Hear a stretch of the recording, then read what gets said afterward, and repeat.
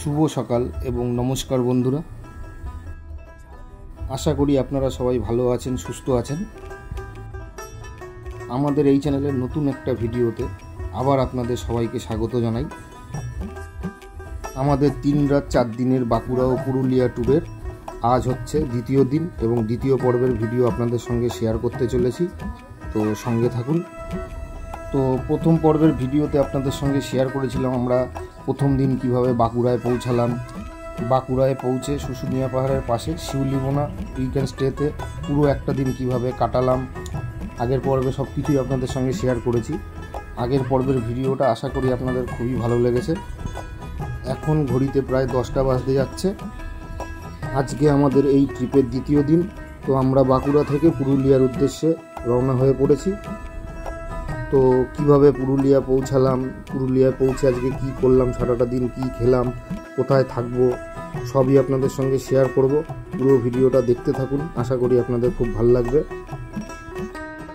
তো Bankura town cross করে আমরা সামনের দিকে এগিয়ে চলেছি। এখান থেকে পুরুলিয়ার দূরত্ব প্রায় 120-130 কিলোমিটার। এখনও 3-4 ঘন্টা হয়তো সময় লাগবে। তো আমাদের এই জার্নির কিছুটা আপনাদের সঙ্গে শেয়ার করছি, আপনারা দেখতে থাকুন এবং জার্নিটা উপভোগ করুন। আর তার সঙ্গে রাস্তার দুপাশে লাল পলাশের অপরূপ সৌন্দর্য তো থাকছেই। এই রোড জার্নিতে এর থেকেও আরও সুন্দর সুন্দর অনেক দৃশ্য আপনারা দেখতে পাবেন। তো দেখতে থাকুন পুরো ভিডিওটা।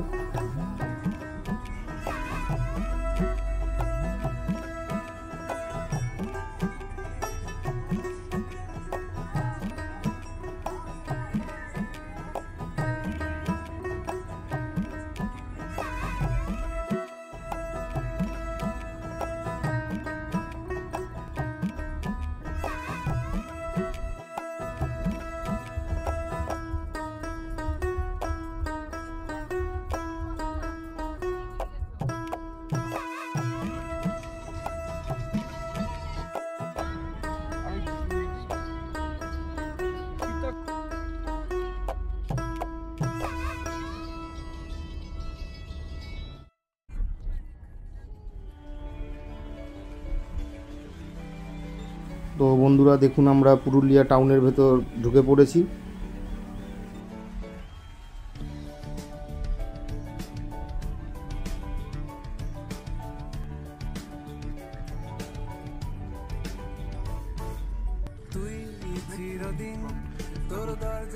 তো বাঁকুড়া টাউনের থেকেও পুরুলিয়া টাউনটা অনেক বড় এবং সাজানো গোছানো।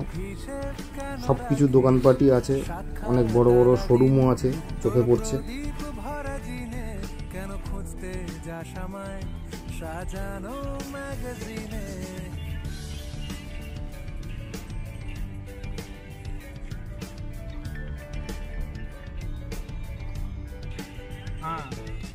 কোন বালিশে ঘুম, কোন দেওয়ালে মশারি, কোন ফেনায় কম সাবান, কোন ছুরিতে তরকারি, যাচ্ছে চলে যাক তবু ময়লা পেল কলার, আলতো রাখছে হাত হয়তো অন্য। আমরা পুরুলিয়া টাউনের উপর দিয়ে যেতে যেতে একটা কেকের দোকান দেখে দাঁড়িয়ে পড়লাম। এখান থেকে অ্যানিভার্সারি সেলিব্রেশনের জন্য একটা কেক নেওয়া হবে। আমার শালাবাবুর বন্ধু যে সাদ্দাম, তো সাদ্দাম আর মিতালির আজকে অ্যানিভার্সারি। তো আমরা পুরুলিয়ায় গিয়ে এটা সেলিব্রেট করব। দেখুন এদিকে ঠেলায় করে কত সবেদা নিয়ে যাচ্ছে, অনেকদিন পর সবেদা দেখলাম।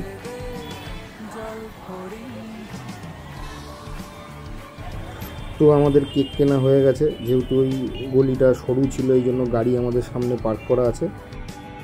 ওখানেই যাচ্ছি হেঁটে হেঁটে। সবুজ ছুঁয়ে ফেলে আশার একটা পথ, ভীষণ খাম খেয়ালে চলে, তারপর পেরোয় মেঘ আর তারায় ভরা স্টেশন। তো আমরা এখন পুরুলিয়া মেন টাউনের উপর দিয়ে যাচ্ছি। দেখুন এদিকে কত জামা প্যান্টের দোকান। তোরে সকাল ঘুম ভেঙে দিতে পারি পারি, তোরে বিকেল ঘুম ছিঁড়ে দিতে পারি, তোকে আলোর আলপিন দিতে পারি, তোকে বসন্তের দিন দিতে পারি, আমাকে খুঁজে দে জল ফড়িং আমাকে খুঁজে দে জল ফড়িং আমাকে খুঁজে দে জল ফড়িং।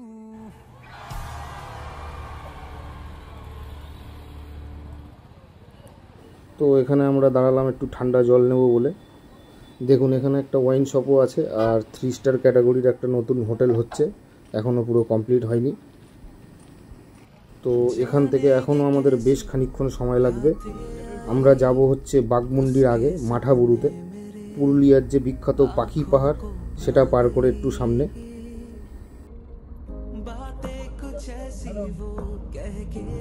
ওইদিকে দেখুন পাশের রেল লাইন দিয়ে একটা মালগাড়ি যাচ্ছে, খুব সুন্দর লাগছে।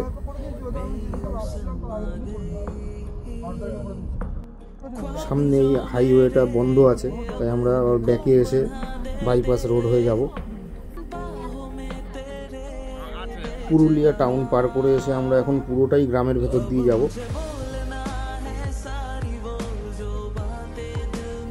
বন্ধুরা বাঁকুড়া ছেড়ে পুরুলিয়ায় ঢুকতেই দেখুন চারিপাশের লালটা যেন একটু বেশি চোখে পড়ছে।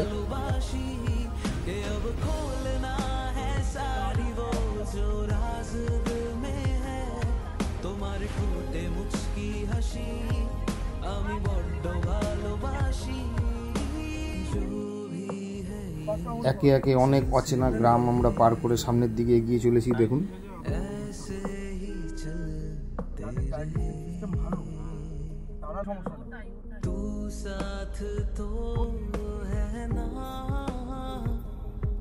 লম্বা রোড জার্নি আর এই অচেনা জায়গার রাস্তার চারিপাশের যে প্রাকৃতিক সৌন্দর্য বেশ ভালোই লাগে, খুব উপভোগ করি এটাকে। হয়তো আপনাদেরও অনেকের ভাল লাগে।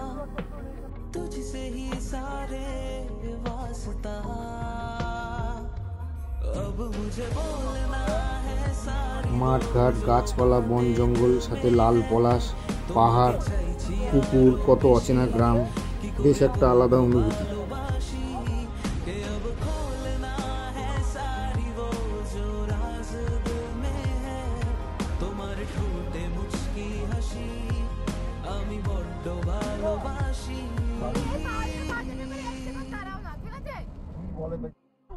আর আমরা বাড়ি থেকে বেরিয়ে 11 দিন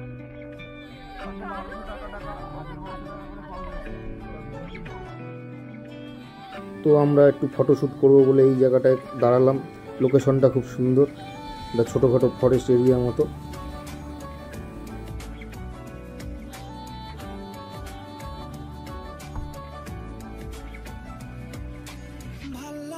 দেখুন পুরো লাল মাটি।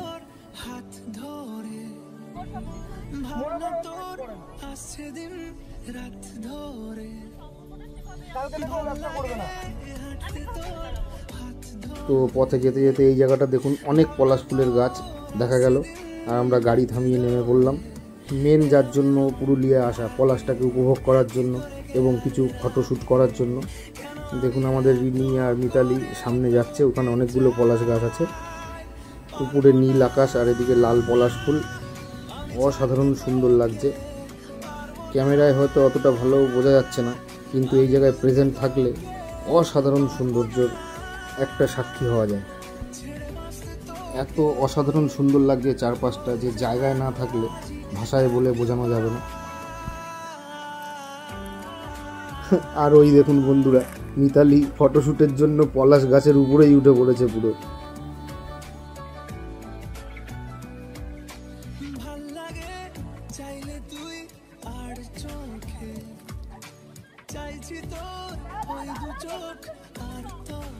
এইবার দেখুন আমাদের রিনি সাদ্দামকেও গাছে তুলেছে এবং ফটোশ্যুট করছে।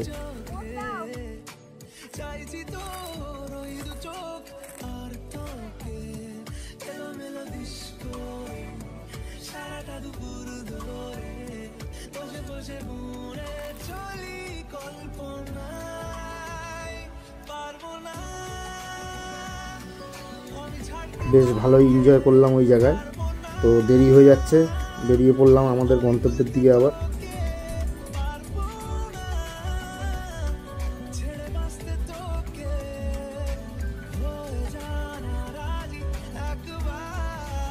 দূরে দেখুন অনেক ছোট ছোট পাহাড় দেখা যাচ্ছে।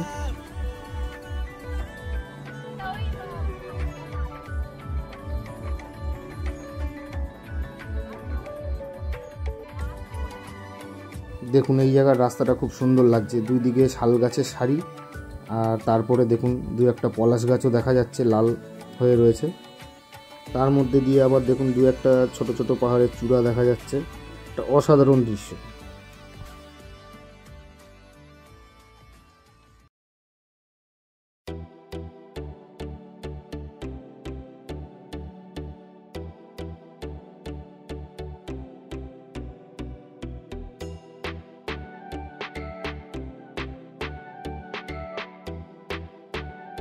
যতটুকু আমি উপভোগ করেছি বা যতটা আমার ভালো লেগেছে ততটুকুই ক্যামেরাবন্দি করে আপনাদের সামনে তুলে ধরেছি। আশা করি আপনাদেরও ভালো লাগছে।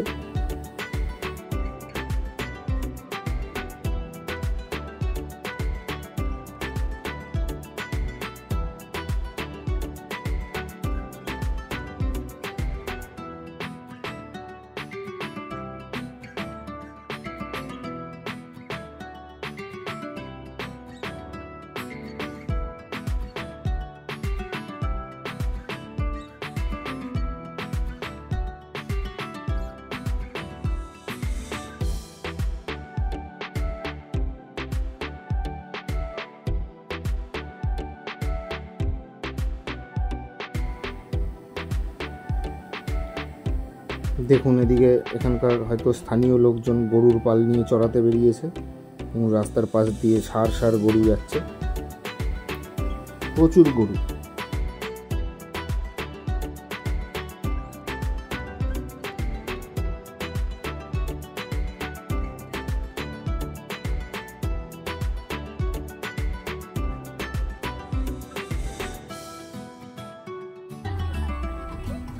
দেখুন পুরুলিয়ার সেই লাল মাটি দিয়ে তৈরি মাটির বাড়ি, উপরে খড়ের চাল। এই ঘরগুলো গরমের সময় বেশ ঠান্ডা হয়।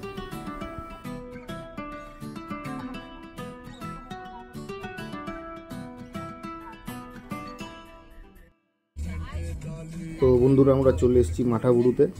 মেন রোড ছেড়ে আমরা আমাদের রিসর্টের দিকে যাচ্ছি মাটির রাস্তা ধরে। দেখুন এইদিকেও প্রচুর পলাশ ফুলের গাছ।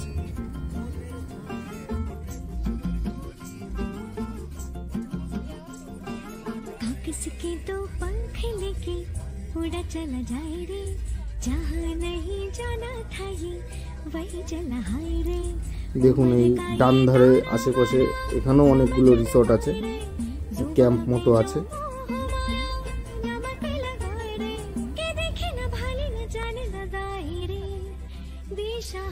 কেমন বোকা মনটা রে,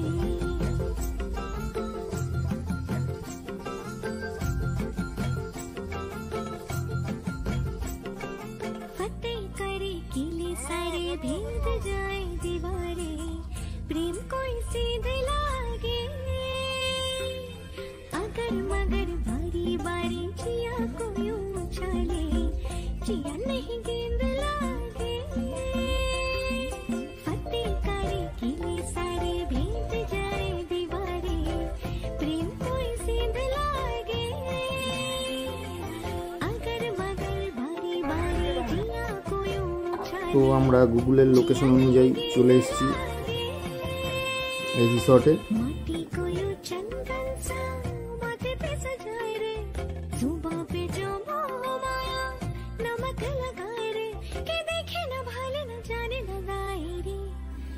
এই রিসর্টটার নাম হচ্ছে ছাউবনি ইকো রিসর্ট।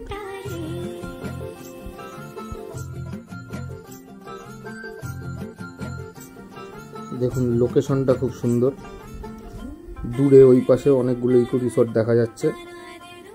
আর দেখুন ওই হচ্ছে মাঠাবুরু পাহাড়, যেই পাহাড়ের নাম অনুযায়ী এই এলাকার নাম। আর এই সামনেও একটা ছোটোখাটো পাহাড় আছে।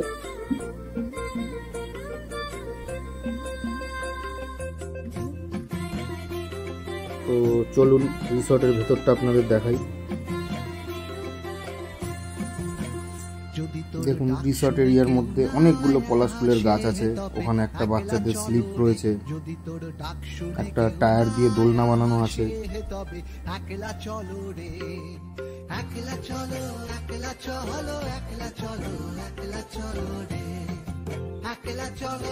এখানে দেখুন খড়ের ছাউনি দিয়ে একটা বসার জায়গা করা আছে, আর গাড়ি পার্কিং এখানেই করা হয়। তো বন্ধুরা, আমাদের একটা ভুল হয়ে গেছিল। আমাদের ওই ঝাউবনি যে ইকো রিসর্টটা ছিল ওটা আমাদের না, আমাদের ওর পাশেরটা বুক করা ছিল। তো আমি ওই পাশ দিয়ে হেঁটে চলে এসেছি এখানে। তো আমাদের এটার নাম হচ্ছে জঙ্গলবুরু ক্যাম্প রিসর্ট। দেখুন লোকেশনটা খুবই দুর্দান্ত, সামনেই দেখুন মাঠাবুরু পাহাড় দেখা যাচ্ছে।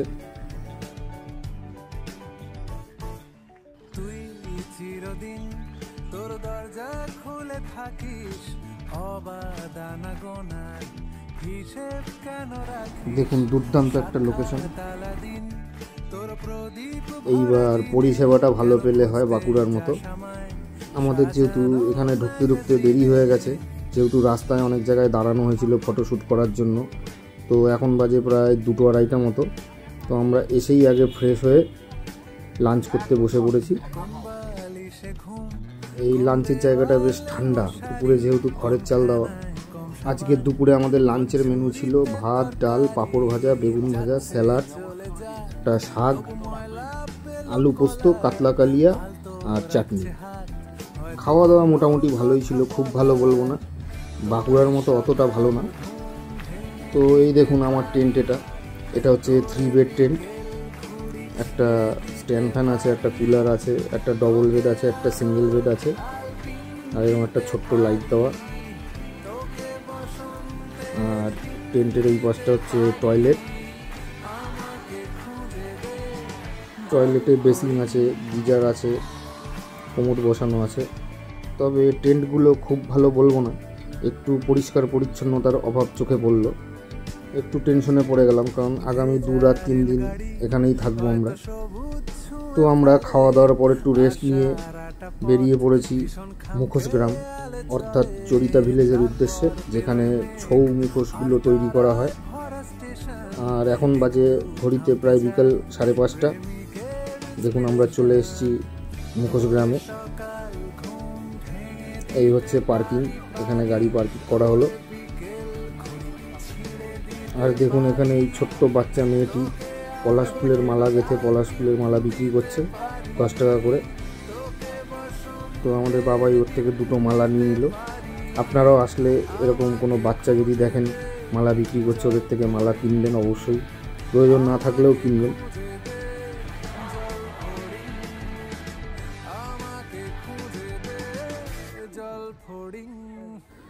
দেখুন খুব খুশি হয়েছে বাচ্চাটা সবকটা মালা বিক্রি করতে পেরে।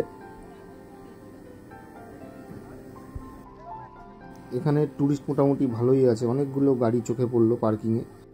আর এদিকে দেখুন বাবাই রিনিকে পলাশের মালা পরাবে, আর ও তো পরতেই চাইছে না, রেগে যাচ্ছিল।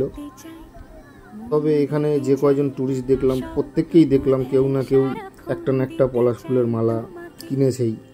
কারো গলায়, কারোর খোপায়, কারোর হাতে, কারোর গাড়িতে পলাশ ফুলের মালাগুলো চোখে পড়ছিল। আর দেখুন এই পার্কিংয়ের এই পাশটায় দেখুন লাইন ধরে 5-6টা মুখোশের দোকান রয়েছে।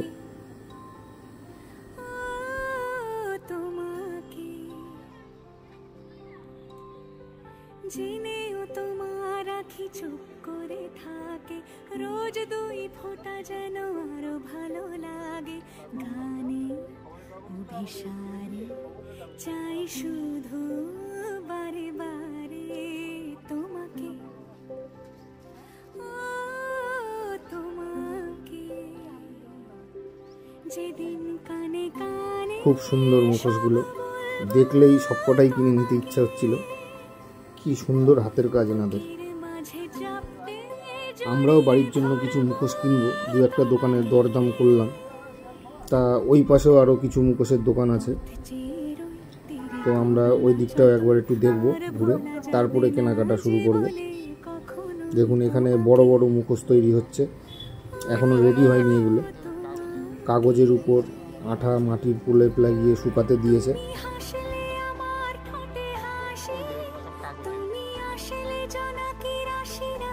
দেখুন এখানে এই বয়স্ক দাদুটা ঘরের ভেতর থেকে 2-3টে মুখোশ নিয়ে এসছে।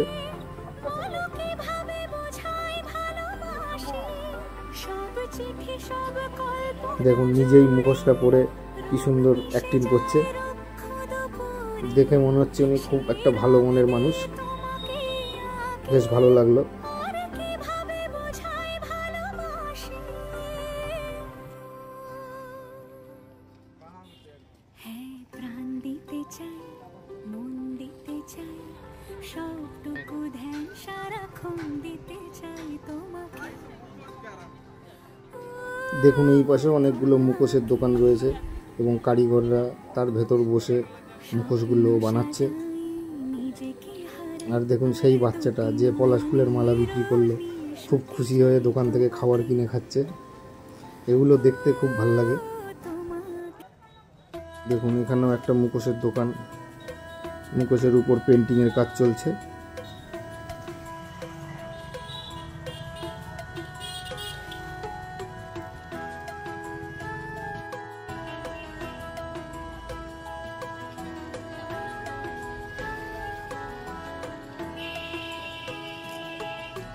আর এই দোকানটায় দেখুন সব কাঠের তৈরি জিনিসপত্র পাওয়া যাচ্ছে।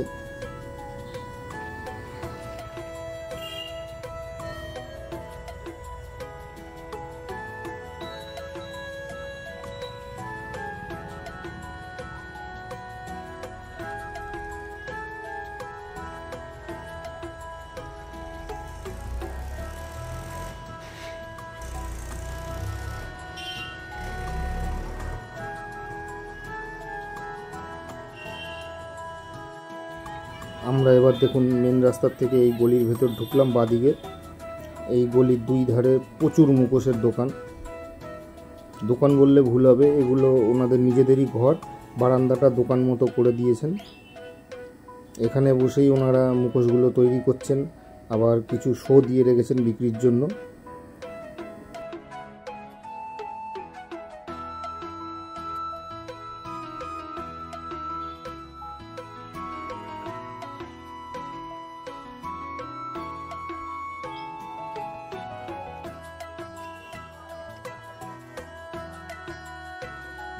হালকাই হয়, তাই তো? কিভাবে দেখলেন কাগজের মুখোশের উপর মাটির প্রলেপ লাগানোর কাজ করছিল এক দাদাভাই। মুখোশগুলো দেখলে মনে হবে যেন খুব ভারী হবে, পুরো মাটির তৈরি। আসলে তা না, কাগজের উপর আঠা মাটির প্রলেপ দিয়ে মুখোশগুলো তৈরি করা হয়, এই জন্য মুখোশগুলো খুব হালকা হয়।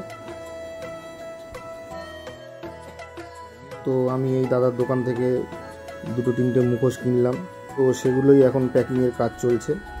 এই মুখোশ কিন্তু জল লাগলেই একদম শেষ পুরো। তো আমাদের রিনিও 10-12টা মুখোশ কিনলো বাড়ির জন্য। তারপরে আমরা এখান থেকে একটু পুরুলিয়ার ফুচকা টেস্ট করে নিলাম, খুব ভালোই ছিল ফুচকাটা। এখানে একটা সিস্টেম আছে, আপনাকে 10 টাকায় যে কটা ফুচকা দেবে সেই কটা ফুচকা আগে একটা প্লাস্টিকের ছোটো গামলায় তুলে নেবে, আর সেখান থেকেই আপনাকে আলু ভরে দেবে। পরে আপনি বলতে পারবেন না যে কম হয়েছে বা বেশি হয়েছে। এটা একটা বেশ ভালো সিস্টেম। তো আমরা পার্কিংয়ে চলে এসেছি, আমরা এবার রিসর্টের উদ্দেশ্যে রওনা হব। দেখুন আকাশ এতটাই ক্লিয়ার যে চাঁদটাকে পুরো স্পষ্ট দেখা যাচ্ছে। আর এই আমরা রিসর্টে চলে এসেছি। আমাদের পাশে ওই দুটো কটেজ রয়েছে, এসি কটেজ, আর এই পাশে আছে 3 বেডের 3খানা টেন্ট, আর ওই পাশে আছে 4 বেডের একটু বড় সাইজের 4খানা টেন্ট। এখানে দেখুন রিসর্ট থেকে বনফায়ারের ব্যবস্থা করা হয়েছে। এখানের ওয়েদারটা হলো সারাদিন ভালোই গরম থাকে, কিন্তু রাত্রিবেলা একটা হালকা শীতের আমেজ অনুভব করা যায়। তো যেই সব বন্ধুরা অলরেডি আমার চ্যানেলটা সাবস্ক্রাইব করেছেন এবং যারা এখনও করেননি ভিডিও দেখছেন, সবাইকেই অসংখ্য ধন্যবাদ আপনাদের মূল্যবান সময় দিয়ে এই ভিডিওটা দেখার জন্য। যারা এখনও সাবস্ক্রাইব করেননি তাদের বলবো অবশ্যই সাবস্ক্রাইব করে পাশে থাকুন। তো আমরা এই রিসর্টের একজনকে বললাম যে আমাদের এখানে একটা টেবিল পেতে দিতে আর কটা চেয়ার দিতে। এখানেই আজকে আমাদের ওই সাদ্দাম আর মিতালির অ্যানিভার্সারিটা সেলিব্রেট করা হবে। দেখুন কেক বার করা হয়েছে, কেকটা এখন কাটা হবে। মোমবাতি আনতে ভুলে গেছি, এই জন্য গ্যাস লাইট ধরিয়ে ফু দিয়ে নেবানো হলো।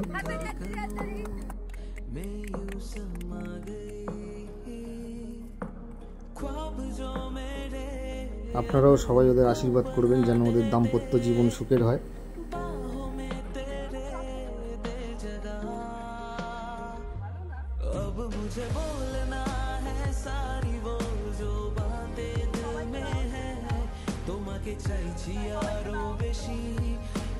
এই জঙ্গলবুড়ো ক্যাম্প রিসর্টটা লোকেশনের দিক দিয়ে সব ঠিক আছে, কিন্তু কোথায় মনে হয় যেন একটু মেনটেন্যান্সের অভাব, লাইট ফাইটগুলো একটু কম। দেখুন এত সুন্দর একটা রিসর্ট, কি সুন্দর লাইটিং ফাইটিং করে সাজানো থাকলে একটা অন্যরকম লাগতো দেখতে, ভাইবটাই একটা আলাদা হতো। সামনের যে ফাঁকা গ্রাউন্ডটা আছে যেখানে আমরা এই কেক কাটছি, এই জায়গাটা যদি একটু গার্ডেন মতো করে দিত আরও বেশি ভালো লাগতো। তো এখন কটা ফটোশ্যুট চলছে।